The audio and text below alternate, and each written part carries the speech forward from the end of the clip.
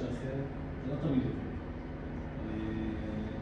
לכן כל מפגש, אבל איפה זה מתחיל בסוף? אחרי העבירה, המפגש הראשון עם השוטר. אולי זה היה עובד לפעמים, גם על השוטרים שלי. עברתם עבירה, תגידו תודה שעצר אתכם שוטר, וזה לא נגמר בתאונה קודם. עברתם עבירה, המפגש הראשוני עם השוטר הוא קריטי. א' הוא קריטי מבחינת מה התגובה שלכם. מה אמרתם לשוטר כבר לפני שהוא כבר רשם את הדוח, ואתה יודע למה עצרתי אותך, מכירים את זה? מכירים, ואז אתם מתחילים, כן, עברתי, אתם כבר מודים בעבירה לפני שבכלל דיבר איתכם. בוא תסביר לי עכשיו, מצלמות גוף, לא תצאו מהמהיום. כך שכל מילה שתגידו, בסוף יוצג לכם באולם בית המשפט, אם תגיעו למצב הזה. זאת אומרת שכל אמירה שלכם בשיתוף פעולה עם השוטר, יש משמעות. יש משמעות לכל מילה שאתם אומרים. בסוף יש סעיף דברי הנהג בדוח, שם אתם יכולים להגיד, לא עשיתי, זה לא אני, שיהיה לך לתרופות וכל התשובות האלימות האלה. בדברי הנהג תמיד תבקשו שיכתוב, נהגתי לפי החוק. זה הכל. לא, סליחה, אני מצטער בזה, כי בסוף זה לא יועיל לכם, אוקיי? אני אקח טיפה קדימה, בסופו של דבר אתם יכולים ללמוד לפי החוק וחובת הזהירות להלכים, קודם כל לפני כל להגר שלכם. אז אחרי שוטר רוצה אתכם, יש לו את הסמכות לבדוק את תקינות הרכב. מה זאת תקינות הרכב? מה המשמעות בכלי רכב ציבורי, אוטובוסים, במקרה שלכם? כולם פה להגיע אוטובוסים או יש גם מסעיות? יש גם מסעיות ורכבים כבדים? לא, מיניבוס. אמבולנס. יש מסעיות, אוטובוסים. בקיצור, כולכם נוסעים לכלי רכב כבדים. יש למשטרת ישראל בכל מחוז יחידה שהתפקיד היחיד שלה זה אכיפה נגד כלי רכב כבדים. מה החידוש, בוא נגיד, האחרון בשנתיים האחרונות? שהתחילו לאפשר גם סיירים עירוניים, שוטרי תנועה עירוניים, כסיירים בוחנים. והם מסמיכים אותם לבדוק גם כלי רכב כבדים. וזה משהו שלא היה בעבר, ולא היה מיקוד עליו. מי שמכיר פה את אזור חיפה, חושב, מנהיר תחתית, טיילת של מסעיות, אף אחד לא בודק אותה, אף אחד לא מתייחס אליהם. לאחרונה זה קצת שונה. מישהו גם מכיר את בית דגון? כניסה לדגון, תמיד יש שם טור שתוקע את הנתיב. בדיוק, שתוקע את כל חיפה והצפון.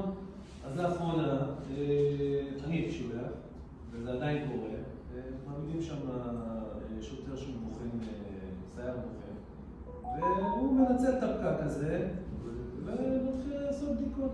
בודק את האחורה, בודק תקינות רכב, בודק הכל. הורדה מהכביש של רכב, כמו שאתם נוהגים בו, זה סיפור אחר כך להחזיר אותו לכביש. גם אם זה הורדה ל-48 שעות, וגם אם זה הורדה למשרד הרישוי, זה בכלל קטסטרופה. למרות שאתם לא בעלי הרכב, ברגע שעליתם הרכב, אתם אחראים על כל מה שקורה לרכב הזה. שום תירוץ לא יעזור, לא, זה המעסיק שלי, הוא אמר לי שזה בסדר, זה לא בסדר. בסוף כל נהג ייבחן בפעולה סבירה שהוא עשה כדי לוודא שיש טסט, שיש ביטוח ושהרכב תקין לנסיעה. אף אחד לא מצפה מכם שכל בוקר תיכנסו מתחת לאוטובוס ותבדקו את המערכות בלמים ואת הצמיגים ולראות שהכל תקין. אבל בשגרה לוודא שהרכב תקין.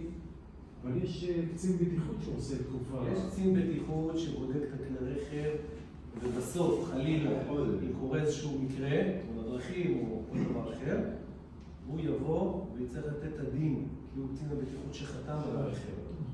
אבל אתה, כנהג, אחרי סוף החובה יריך, תזכור את זה. עבירות נפוצות, ולמה הן משמעותיות ודרגות משנה תוקף לנהגים כמוכם. בהגעה המשטרתית, בהגעה של תקנות התעבורה, אתם נקראים אוכלוסייה מיוחדת. מי נכנס לאוכלוסייה מיוחדת? נהגים חדשים, נהגים ציבוריים, זה אתם. אוקיי? במקרה שלכם, כל עבירה בתוספת הרביעית, בתוספת השביעית, עבירה של למשל נהג ברכב פרטי, לקבל X, אתם תספגו עונש חמור יותר, עונש של פסילת רישיון נהיגה, או בשביל השבתת הרכב. עכשיו, מה זה אומר השבתת הרכב? 30 יום במגרש, נזק אדיר לחברה, ומכאן זה רק מתגלגל. מה זה עבירות חמורות? קצת לשים על המותר, כמות, משקל של הרכב, ברכב מזהבי. כמובן, נהיגה פסילה, נהיגה ללא רישיון תואם בסוג הרכב. אתם כולכם פה נראה לי ותיקים, אבל תמיד יש נפילות. מה זה אומר נהיגה שלא בהתאם לסוג הרכב? זה אומר שהרישיון שלכם לא מתאים לסוג הרכב מבחינת המשקל, למשל. אוקיי? ופה הרבה נופלים בין C ל-D, בין רישיון C לרישיון D. היו אצלי בשימועים עשרות נהגים. היו בהלם, הם לא הבינו מה ההבדל בין C ל-D. הבחור הזה מתנדב במשטרה, והוא אומר שבחנה כתוב לו שאפשר לעשות נגיעות בטלפון. נגיעות בודדות. לא. הסעיף לגבי שימוש בטלפון ברור. השתמשת בטלפון נייד שלו בהתקן קבוע ברכב, והרכב היה בתנועה. זה הסעיף. אין שום נגיעות, אין שום כלום. הטלפון צריך להיות קבוע. מה זה אומר קבוע? בהתקן קבוע ברכב.